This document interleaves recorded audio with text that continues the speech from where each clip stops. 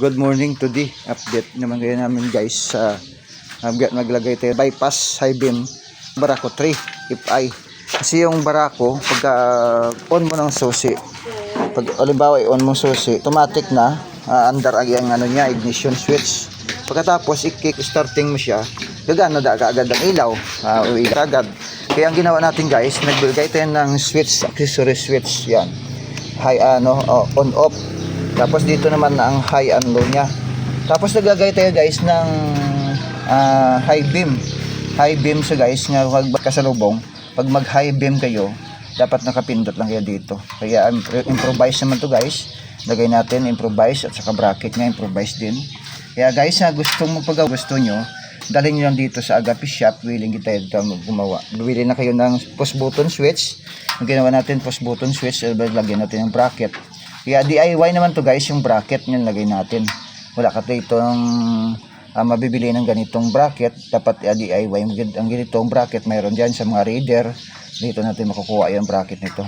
Clip type siya. Guys, sa pagdugtong natin, dapat hindi sila magkapantay. Mayroon siyang clearance na dito. Kahit tumukal ang electrical tape at mabalatan ng isa, hindi siya mag-short. Kaya dapat ganyan sa pagdugtong. Tapos yung dinugtong natin yung wire guys, flat cord na lang to. Kasi wala tayong auto wire. Hindi naman, kasi naman siya, bihira na siya ginagamit sa bypass na siya sa high beam. Kaya guys, tanggalin muna natin yung headlight. Buksan natin yung headlight na Barako 3 para dito tayo idugtog sa loob para walang makikita dyan sa labas na dug. Ito naman guys, pag gusto nyo, kahit anong kulay na lang ilagay yung electrical tape. Kasi pero maganda guys, uniform siya sa niya, kulay ng mga accessories wire niya. Kaya ginamit natin guys, itim niya tape, electrical tape. Kulay black.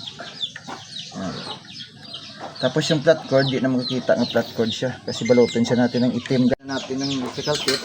Tapos dito natin idaan yan guys sa ilalim ng sa ilalim ng wire na itim din. Hindi sa ilalim ng puno ng kahoy Yan, dito natin ilagay guys para hindi siya wala siyang disturbo. Tapos lagyan siya mamaya dito ng cable tie o kung anong gusto niyang clip. Yan. Kaya wala nakikita guys na ibang kulay. Kulay itim siya lahat. Dito natin ipasok sa headlight kasi yung Barako 3 ito, iba na ang headlight niya, improvise na rin. Nasa bilog na siya. Kaya pinasahi siya guys kasi dito sa amin ilan lang dito ang Barako 3. Ito na nalagay na natin guys yung kulay itim na wire. Pagkatapos guys, putulin natin dito yan. Ito naman guys, yung dito na natin ikabit yung bypass switch niya. High beam switch niya. Kasi itong wire to, dumadaan to din dito sa switch dito to loob guys, dito yan dumadaan. Pag on mo to, ilaw ang headlight. Ito naman yung pagpindot mo dito sa kabila, bukos mo dito Brad. Yan. Pag ipindot mo dito, pinindot mo to guys, sisiga yung high beam niya, ilaw ang high beam. Kaya dito tayo kumabit, parang switch din siya, paso push button switch na siya. Kaya ganun guys, pag maglalagay kayo ng bypass o high beam switch, kasi kailangan talagang high beam switch kailangan may signal ka kapag tumawid ka o kung may kasalubong kang kakilala mo. Maganda kasi pag mayroon kang respeto daw sa mga nakasalubong mo, parang marami kang kaibigan makilala kapag naka high beam ka. Yan. Hindi gaya sa motor nga wala siya. Sa badya mayroong badya, pero sa Barako wala, kaya lagyan natin. Improvise naman to guys. Kaya subukan na natin guys. Paunang susi. Yan, paunang susi.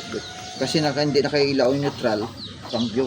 Ito naman guys, kapag pinindot natin tong high beam, ito na guys, pindutin natin Yan. Battery operated na rin to guys, yung ating ilaw lahat. Hindi na natin ginamitan ng stator coil. Electrical tape. Pindutin na natin to guys, yung binalatan natin kanina. Dito nabalutin na natin para walang distroso, walang short. Kasi pag mag-short to guys, mapuputol yung fuse niya sa baba, yung galing doon sa accessories na fuse. Kaya hindi naman madamay yung iba, mawala lang ang ilaw mo. Mawala ang ilaw, wala ang signal light at saka stop light. Yan dito sa accessories switch niya. Iba naman yung sa ECU niya. Sa ECU niya, iba naman fuse. Yan. May sariling fuse siya. Kaya take note guys dapat balutin natin mabuti para walang sabit walang distroso, walang grounded. Kapag mag-short kasi may bihira kapag di maputol ang fuse, minsan nasusunog pang motor o coil ang wire niya. Kapag masunog yung wire, abot ng 4,000 yung gastusin mo kasi pag bibili ka ng wire niya ng FI, siguro nasa 3,500. Kaya sayang. Kaya ito na guys, full video natin sa inyo para makikita nyo. Ito na, dito yan natin tinanggal kasi naglagay tayo ng switch. Dati walang switch to. Ito siya kulay dilaw. Yan. Kulay dilaw. Accessory switch to papunta dito sa signal light at saka high and low niya at saka hazard. Kaya ang tinanggalan natin kulay dilaw, yellow. Pinasok yun dito natin sa switch. Yan, ito ng switch dalawa. Ito na to. Ito na guys. At saka high beam niya. Kaya dito tayo kumuha guys sa kulay brown. Yan, accessories wire niya to. Pag on mo ng susi, mayroon siyang power. Mayroon na siyang DC power. Positive guys positive nga DC, hindi negative. Kasi yung negative diretso lahat yan, hindi na dumadaan sa switch. Ang dumadaan lang dito sa mga switch natin, yung positive galing sa brown, papasok sa switch. Ito ng linya ng switch natin, dalawa. Ang isa sa high beam at ang isa sa switch niya sa on off. Yan, ito guys, on off niya. Yan. On off at ang isa high beam. Itong high beam niya, pindot-pindot lang tayo. Yan, improvise na to guys. Kasi yung Barako guys, talagang walang switch to sa side light. Ay, balik mo na. Ito na guys, pag i-on natin ng susi, yan, nalaman natin na on ng susi, umilaw ng signal light, check engine. Kaya dito na yung switch niya lahat. Dati, pag on mo ng, pa-andar mo, pag kick mo, start mo, iilaw ka agad ang headlight yan. Nilagyan natin ng switch guys, ng headlight yan. Kita nyo? Switch ng headlight.